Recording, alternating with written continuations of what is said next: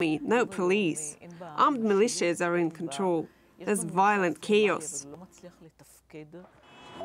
Militia violence stalks the land.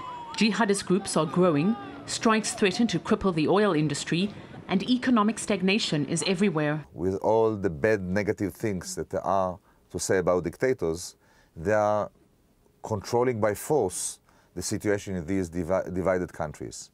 Libya post-Gaddafi is far from the heady days of the revolutionary euphoria. Human Rights Watch says a wave of assassinations has killed dozens of politicians, activists, judges and members of security agencies. All we hear is very troublesome, because we hear about clandestine detention centers that are run by militias that are not accountable to anybody. These armed militias reportedly have more power than the government, turning the country into a new hub for Islamic extremism. Over the past few weeks, 3 new al-Qaeda camps have allegedly opened in the south. Libya is becoming the main base for al-Qaeda in the Maghreb.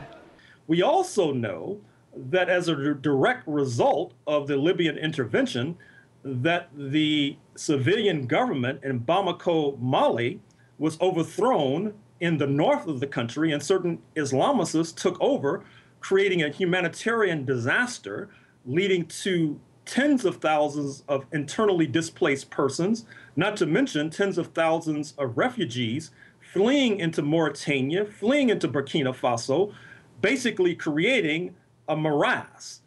And if that's not bad enough, the much-promised constitution has failed to materialize. Politicians are deadlocked over the role of Sharia law and bitter regional rivalries.